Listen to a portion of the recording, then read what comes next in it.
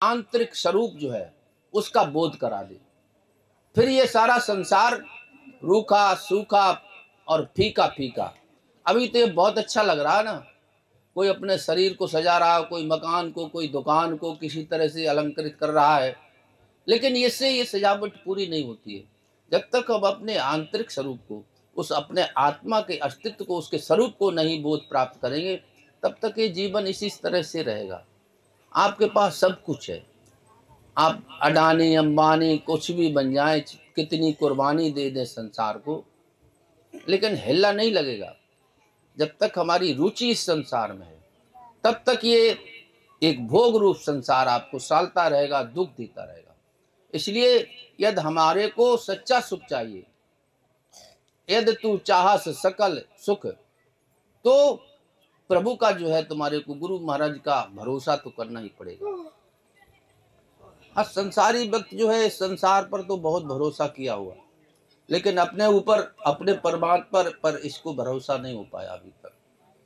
क्योंकि अगर इसको परमात्मा का अनुभव ही नहीं हो पाया, क्योंकि परमात्मा की जानकारी तो संत महापुरुष ही कराते हैं।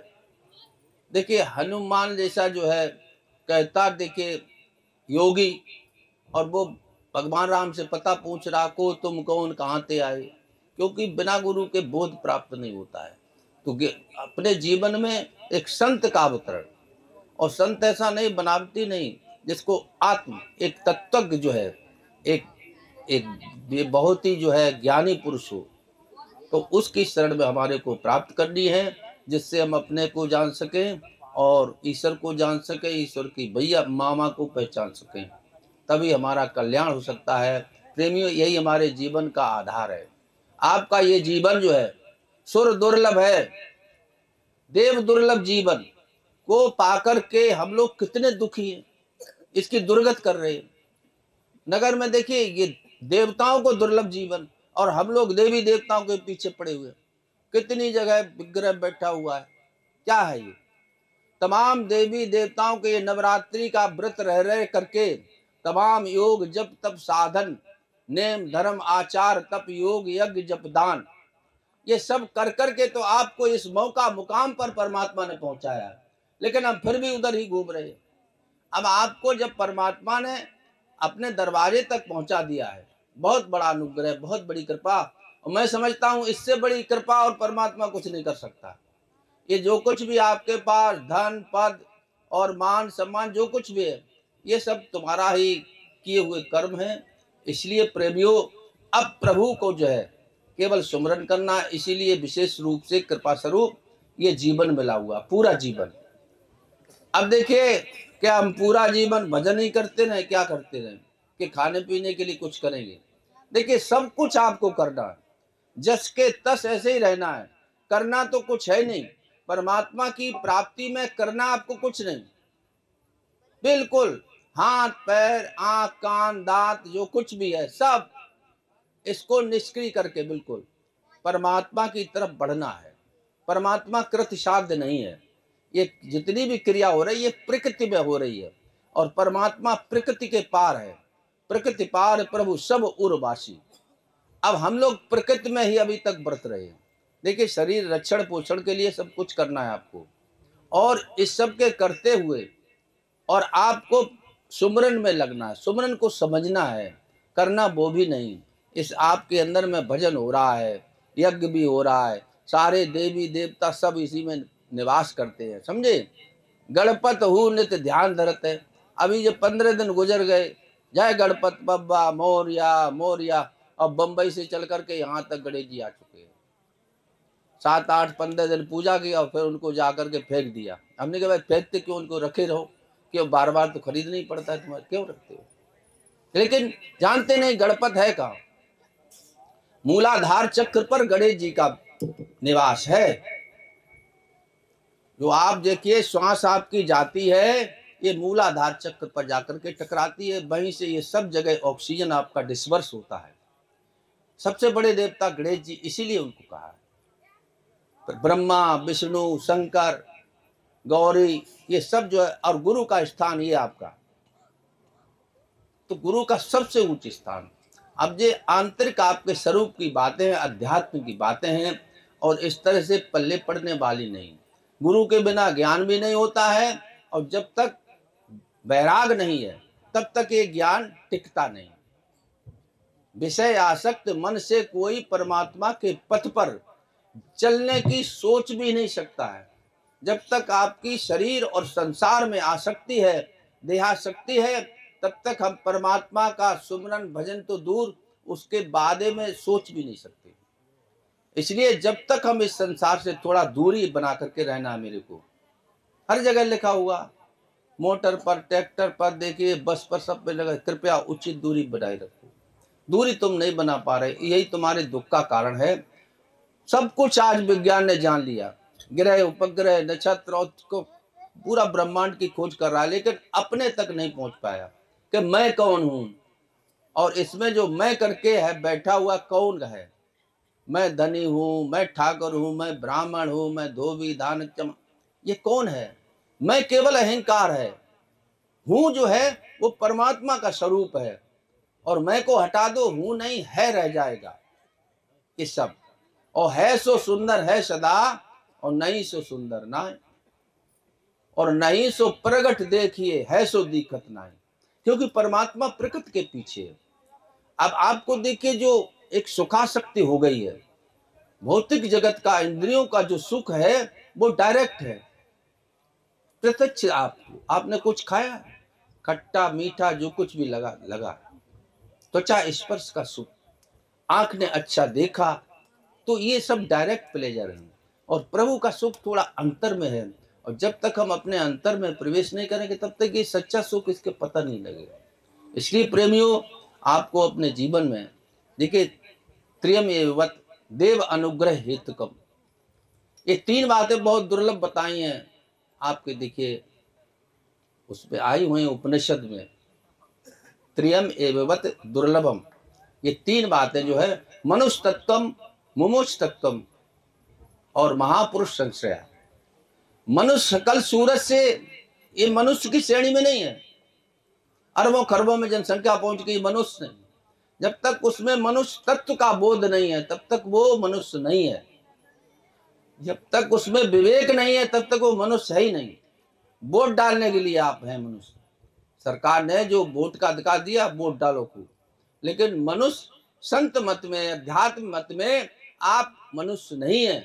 जब तक अपने अंदर विराजमान उस परम तत्व का बोध नहीं है, आप मनुष्य नहीं है। ठीक है। और फिर उसके बाद आपके अंदर में मुमुक्षा नहीं है, प्यास नहीं है। आप हमारे को प्यास नहीं लगी, खूब शरबत बटता रहे, क्या मतलब? हमारे को भूख नहीं है तो खूब अच्छा भोजन माई ने, बहन ने बनाया, आकर के बाबूजी कहेंगे इसमें नमक ज्यादा है, इसमें तेल ज्यादा है, इसमें फलाना ज्यादा। भूख नहीं है ना। और जब तक देखिए भजन की भूख नहीं है, कितना भी सत्संग आप सुने या कोई कहे, वो प्रवेश ही नहीं कर पाएगा। ज्ञान हृदय में ना विधे। गुरु महाराज जी ने देखिए कितने ग्रंथ लिखे, शायद कबीर साहब के बाद किसी ने इतना ग्रंथ रचना की हो, क्योंकि मालिक ने तब किया हुआ ना। आप इटावा, मैनपुरी, फरकाबाद के किसी गांव में हेलीकॉप्टर से कूद पड़े, अगर पाणरी का नाम ले देंगे तो शायद आपको भोजन भी मिलेगा और पानी भी मिलेगी, और शाम को शायद 4 पाई भी मिल जाएगी। इतना मैं कहता हूं। तो इतना देखिए तब किसी ने किया नहीं। और श्री महाराज जी ने कर्म योग को अपनाया, अपने हाथ से देखिए हल चलाया। माता जी ने 10-10 किलो आटा खुद हाथ से पीसा और संतों को भोजन कराया। देखिए, तो ये सब कितना जो है कर्म योग को जागृत किया महाराज जी ने, कि कर्म योग सकाले नियमता योगा नष्टा परम तपा, गीता में कहा। और तमाम समय खंड के बाद ये योग हे अर्जुन नष्ट प्रायशा हो गया था, और संतों ने इसको फिर से जागृत किया है। तो जो तपस्वी तपनिष्ठ होते हैं महाराज जी, तो देखिए कलयुग में किसने तपस्या किया?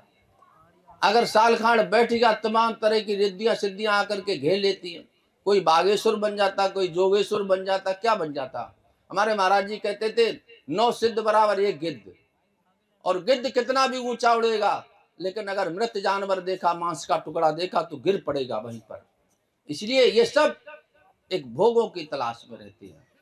और संत तो कोई बिरला ही होता है। देखिए, हजारों वर्ष नरगिस जब अपनी बेनूरी पर होती है, तब कहीं पैदा होता चमन में दीदा भर, तब कहीं देखिए ऐसे महापुरुष अवतरित होते हैं, जैसे पांडरीवासी के रूप में जो है।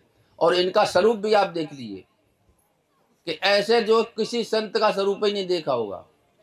हमारे महाराज जी के सेवक जो है, संत कह देते थे नंगली में कि होश में रहना, मेरे महाराज जी के ऊंट के फंदे जो है कानों तक जाते थे, समझे।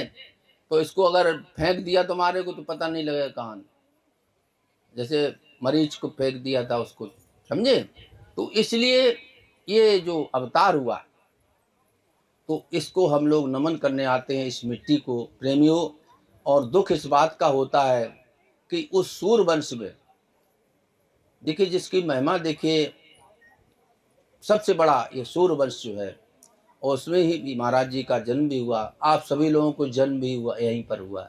लेकिन हम लोग पता नहीं कहाँ पड़े हुए, देवी देवताओं के पीछे पड़े हुए।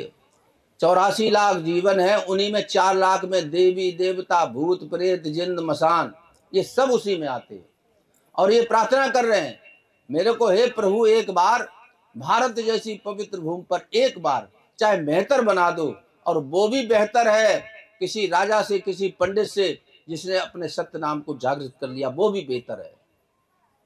देखिए कैसा कैसा कहा है, जाके मुख बर्राय के सपने हूं निकसे राम, और ताके पग की पाहुनी और मेरे तन का चाम। गोस्वामी ने कहा। और गोस्वामी ने क्या क्या नहीं कहा, देखिए सब कुछ कहा। चतुराई चूल्हे पड़ी भाड़ परा आचार, तुलसी हर के भजन बिन चारों वरण चमार। सबको चमार कह दिया, सबको चमार कर दिया। चमार जिसको केवल चमड़े का सुख मालूम, चरम सुख मालूम, परम सुख मालूम ही नहीं है, बस उसी में लिपटे रहते, चाटते रहो। तुम्हें जो सुख अच्छा लग रहा तो उससे फिर हटते क्यों है, भागते क्यों हो? रुक जाओ वहीं पर, पड़े रहो महीनों, देखे आपकी क्या दशा होती है। तो इस तरह से सच्चे सुख की प्राप्ति के लिए अपने कदम बढ़ाओ और साधना करो। ये जीवन साधना के लिए मिला हुआ है, ये साधनों को इकट्ठा करने के लिए नहीं मिला हुआ। ये भोग योनि नहीं है, ये कर्म योनि भी है। ये भोग योनि तो देखो, ये पशु पक्षी किस तरह से ये भोग रहे हैं। आजकल देखिए, जो न तरे भवसागर नर समाज अस पाए, सो कृत निंदक मंद मत आत्म हन गति जाए। उसको आत्महत्या रखा है, जो अपना आत्म कल्याण, आत्म स्वरूप को नहीं जान पाया, तो उसको बताया आत्महत्या रहा। उसने सुसाइड कर लिया अपना। सुसाइड वही नहीं है कोई आप फांसी लगा कर मर जाए, जहर खा करके मर जाए। जिसने अपने जीवन का ये परम तत्व रहस्य नहीं जान पाया, तो उसने आत्महत्या कर ली। और फिर पता नहीं तेरे को ये जीवन मिले कि न मिले, कोई पता नहीं, क्योंकि फिर हम 84 के अधिकारी हो गए। आपको देखिए, जैसे ऊंचा चढ़ना होता ना, इस जीवन को क्या बताया, स्वर्ग नरक अपवर्ग निशैनी। चाहे तो कुएं में चले जाओ, छत पे चढ़े जाओ, और एक अपवर्ग है जो आपका वर्ग है, परमात्मा का वर्ग है, उधर भी जा सकते हो। मानव जीवन को एक चौराहा बताया गया है, एक मुगल सराय का जंक्शन, किधर भी जा सकते, इधर भी जा सकते, इधर भी जा सकते। आपको पूरा मौका दिया हुआ है, किताब और पेन आपको दिया हुआ है। संत ने लिखा है, किसी ने, मनुष्य का कोई भाग्य नहीं होता है। भाग्य तो इन पशुओं के पक्षियों को होते जो बड़े घरों में पल रहे हैं। बड़े घरों में अडानी अंबानी के यहाँ तोते भी सोने के पिंजड़े में पले हुए। महाराज जी कहते थे सुख है क्या, संसार का सुख कैसा है कि एक तोते को सोने के पिंजड़े में बंद कर दो और एक तोते को लोहे के पिंजड़े में बंद कर दो। इस तरह से है सुख। अब भाई पिंजड़ा तो बंद है, कैद में है, तो इसी तरह से हम कैद में हैं। लगता है कि हिंदुस्तान आजाद हो गया 45, मैं कह रहा एक भी इंसान आजाद नहीं। आजाद वही केवल संत है जो अपनी तमाम वासनाओं से और तमाम संसार की कामनाओं से मुक्त होकर के निर्बंध जीवन जी रहा, वही मुक्त है, और कोई मुक्त नहीं हुआ। और हम अपनी मन की कैद में हैं, कफस में रहते रहते कुब्बते परवाज तक खोदी। और इसी लिए ये हमारा जो है मन जो है बंदिश में है। किसी तोते को 2-4 वर्ष बंद रखो तो वो फिर उड़ना भूल जाता। इसी तरह से ये हमारे पंख जो है बिल्कुल बंद गए हैं। उड़ो संसार में, पूरा जीवन मिला हुआ है आपको आज़ादी का। प्रेमियों, इसलिए जो है देखिए ये जन्म दिवस श्री गुरु महाराज जी का 120वां जन्म अवतरण दिवस मनाया जा रहा है। आज के दिन देखिए रावण को, प्रतीक रावण को मारते हैं। रावण तो हमारे अंदर खुद बैठा हुआ है, अहंकार। आज तो कितने रावण घूम रहे हैं, हर घर में रावण है, हर घर में सूप रखा है। एक कितने रावण बनेंगे, कितनी सूप रखाओं की नाक काटी जाएगी। देखिए सूप रखा की नाक कट गई, तब उसको कितना एकदम ज्ञान हो गया। सूप न खागी जब तक नाक नहीं कटी, उसको देखिए कैसी नाटक कर रही थी, नौटंकी कर रही थी कि तो सम पुरुष नमो सम नारी, और ये संयोग विधि रचा बिचारी, और लगन छठी बारात सब यहीं पर हो जाए, शादी विवाह हो जाए। इसलिए अब देखिए सूप न खागी जब लक्ष्मण ने जो है, जिस देखिए संत का मन लक्ष्य को प्राप्त, वो आपको टच कर देगा ना, तो आपको बोध हो जाएगा। अब लक्ष्मण देखिए सूप न खा के नाक कट गई, अब सूप न खा क्या कहती है? हाँ।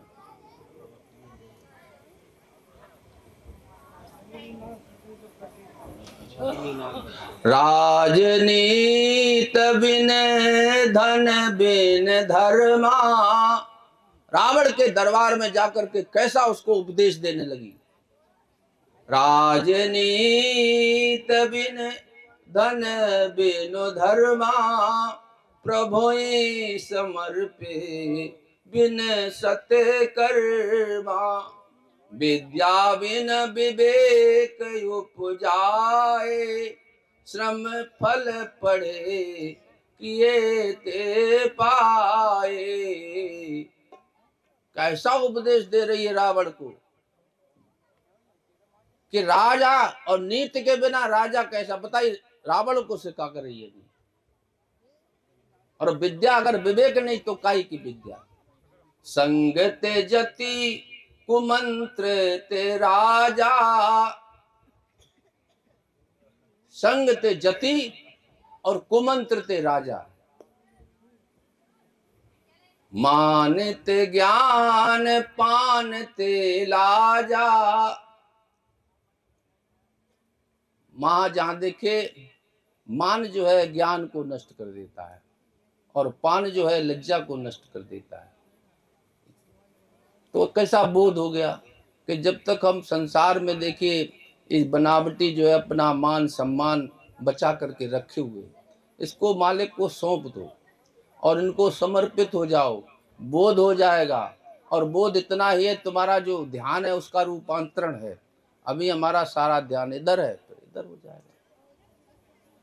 बोलो जयकारा, बोल श्री सतगुरुदेव भगवान की जय हो। ले स्वामी जी आप भी थोड़ा बोलो।